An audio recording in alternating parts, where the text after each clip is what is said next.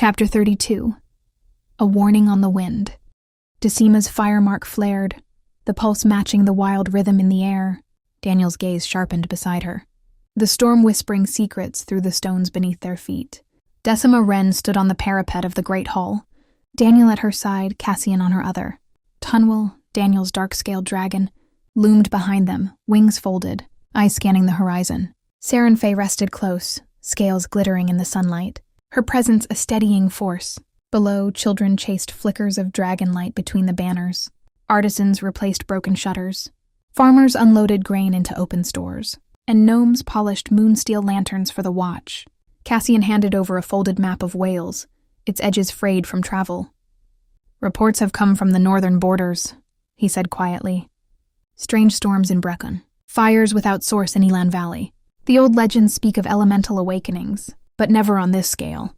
Daniel's hand rested on the map's corner, fingers brushing Decima's. His fire mark pulsed faintly, as if the storm's energy stirred something inside him. "This isn't just weather," he murmured, eyes narrowing. "It's a warning." Decima studied the map. Ley lines pulsed faintly in her mind, rotes of magic woven beneath the earth. She felt Daniel's magic brushing hers, their fire marks sinking in an unspoken rhythm. "The world remembers the old powers," she whispered. "Not just dragons and witches, but the elements themselves." A sudden gust swept through the courtyard, a wind too wild for the afternoon calm. Banners snapped, lanterns swayed, and a swirl of dust danced at their feet. Daniel tensed, a flicker of gold in his eyes as he glanced skyward. Tunwell shifted, wings half lifting, a low growl vibrating through the stones. "Listen," Decima breathed. In that breathless moment, a whisper threaded through the wind, words in an ancient tongue, carried on a breeze as soft as a dragon's sigh.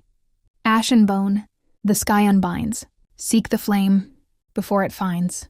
Daniel's jaw tightened, fire mark flaring. "That's no natural storm. It's a summons." Cassian's gaze flicked to the horizon, where dark clouds gathered over distant hills. "A warning on the wind," he echoed grimly. Sarenfay rumbled deep in her chest, scales catching the light. "The world speaks in storm song now. We cannot ignore it." Decima's heart pounded. She turned to Daniel, searching his face, his skin warm to the touch, veins glowing faintly beneath the surface. He caught her look and nodded once. "I'll ride with you, always." She nodded. "Gather the council." That evening, torchlight flickered within the council chamber of the great hall. Advisors and captains gathered: Molly the Seer, Sister Willa Old Brynack, Captain Ellen, and emissaries from Gwynedd and Hereford. Daniel sat beside Decima at the long table, Tunwell resting outside, tail coiled like a shadow at the threshold.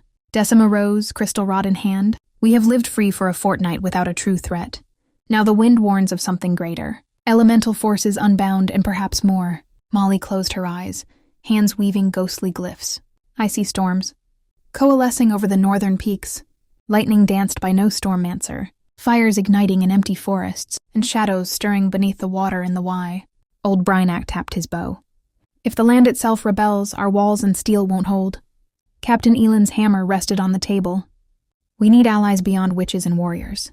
The druid clans of Snowdonia, they still command the earth spirits." Sister Willa nodded. "And the sea witches of Gower, they command tides and currents. If water roils, they must calm it." Decima's gaze shifted to Daniel. His fire mark glowed faintly, as if echoing the storm's pulse. She spoke quietly. "Then we split our forces. Cassian leads to Snowdonia.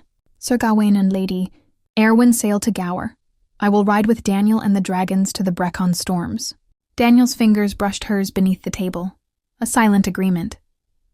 Tunwell's shadow stretched across the stone floor, a silent guardian.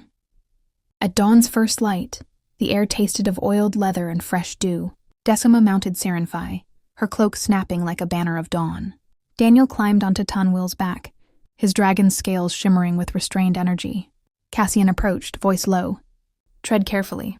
The elements answer no queen." Daniel's voice was quiet but sure. "She won't face it alone." Decima turned, meeting Daniel's eyes. "Together," she said. Together they rose, Sarenfay and Tunwell cutting through the pale light, twin guardians of fire and storm. Below, the city rose in a hush of farewell, free folk watching their queen and her bonded fly into the storm's heart. Above the Brecon beacons, clouds boiled, lightning stitching jagged patterns across the sky.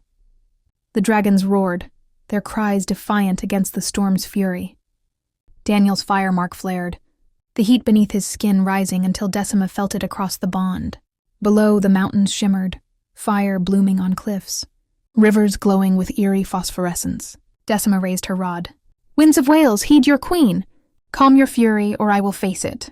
Daniel's voice joined hers, deep and steady. "We stand as one." The storm surged. Lightning split the sky, and from it rose a figure, a storm witch, cloaked in lightning, eyes molten silver. Her trident hummed with power. "You challenge the storm?" Decima's heart pounded. Daniel's presence at her side was a tether, a flame against the cold. "I call for balance," Decima said. "Wales calls for protection." The storm witch's trident flared. "Then prove your fire against my storm." The dragons roared, and the storm broke,